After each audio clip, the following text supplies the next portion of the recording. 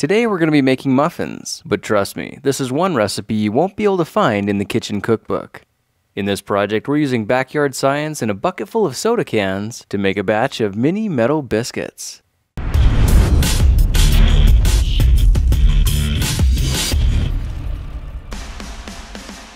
Let's start this project with the mini metal foundry we made in another video and a big bag of charcoal briquettes. These might look like the kind for barbecuing and grilling, and that's because they are. When 5 briquettes are spaced evenly at the bottom, we're ready to add a crucible like this one I made out of a steel fire extinguisher, and I found that putting the container on a layer of charcoal helps melt the cans faster once we fire it up. Now let's connect a 1-inch steel pipe through the air supply port on the side of the foundry. This will get the fire hot enough to melt metal, but we still need a way to shoot the air in. We could just blow through it, but a much better idea is to use a hairdryer, which you can find at most thrift stores for about $3. Now I taped the hairdryer to some PVC pipe and inserted a couple of 1-inch couplings to connect the steel tube at one end and give the blower tube a quick release feature. This way it's super easy to take apart and fits into a 5-gallon bucket for easy storage. Now since the blower tube is at a strategically placed angle, it's really helpful to support it so it doesn't strain the foundry. This little trick will help keep the walls from cracking and increase the life of the unit dramatically. Now that the foundry is all set up, let's fill it to the top with charcoal and breathe some life into them the same way you'd light up your barbecue. My tool of choice is a propane torch because it gets everything heated up in a hurry. The coals are burning, so let's flip the hairdryer to the low setting and blow a steady stream of oxygen on the charcoal to really heat things up. You can see how the cover we made keeps the heat inside so it conserves energy while it's bringing up the temperature. The coolest part is that the crucible lines up perfectly with the hole in the center. Alright, with that warming up, let's round up some soda cans, like these ones I got from a local recycling depot, and this important tool that makes the whole operation possible, a pair of steel tongs from the dollar store. After 10 minutes, you can see the foundry is scorching hot, and the handles probably are as well, so let's use the tongs to carefully remove the top without getting burned. You can see the steel crucible is glowing orange, and that means it's ready for action. The container is 3 inches wide, which is the perfect size for melting standard-sized soda cans like these, and at temperatures over 1,000 degrees Fahrenheit, you can see it'll liquefy them in just a few seconds. Now I cranked it up to full power to melt more cans in a hurry, and averaged around 10 to 12 cans per minute. The cool thing is that it doesn't matter if the cans are dirty, painted, or still have soda inside. The furnace eats anything and pulls out pure liquid aluminum, which you'll see in just a second. In my experience, 38 to 45 cans produce around 1 pound of molten aluminum, and if you try crushing your cans first, you can melt them with the cover in place so less metal will get oxidized in the process. Now after liquefying about 50 cans, you can see the container is completely full, but there's a lot of gunk floating around that we really don't need. The easiest way to isolate the aluminum is with something like this steel cake pan I got at the thrift shop for 50 cents. First, let's go ahead and carefully remove the crucible, making sure we've got a very secure grip with our tongs. Then very slowly pour the liquid into the steel mold.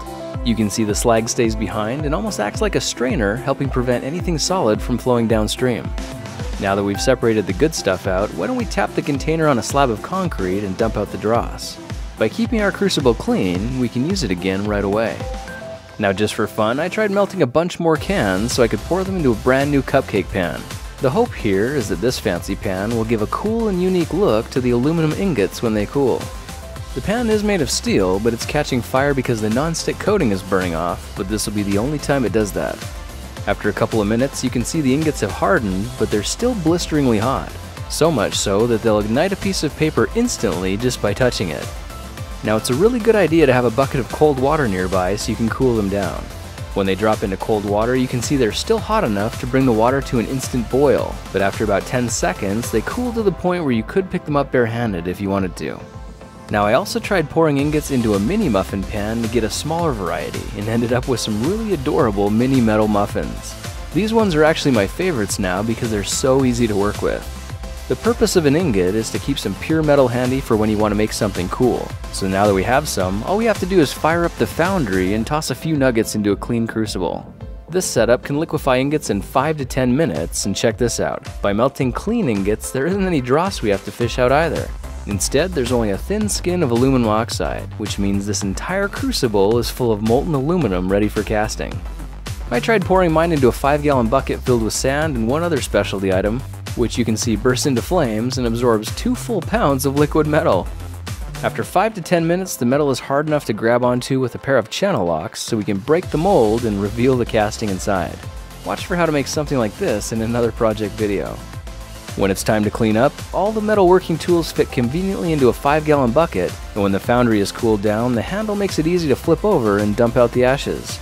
Cleanup is quick, and when you replace your potted plant, you can see the whole thing reverts to its innocent disguise as fashionable home decor. Well, now you know how to turn scrap aluminum soda cans into shiny metallic muffins, which you can simply admire with pride, or use to make just about anything you want. Well, that's it for now. If you like this project, perhaps you like some of my others. Check them out at thekingofrandom.com.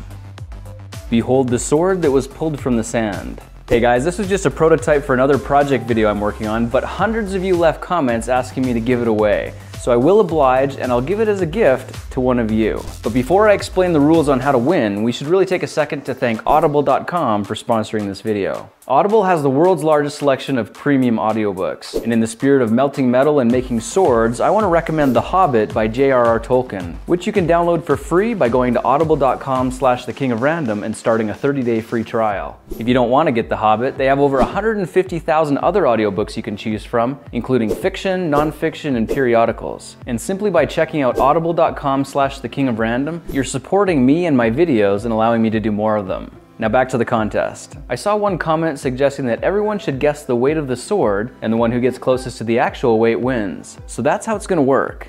Click here to submit your guess on how much the sword weighs in grams, and in 1 week I'll check to see who got closest to the right answer, then I'll ship it to the winner for free.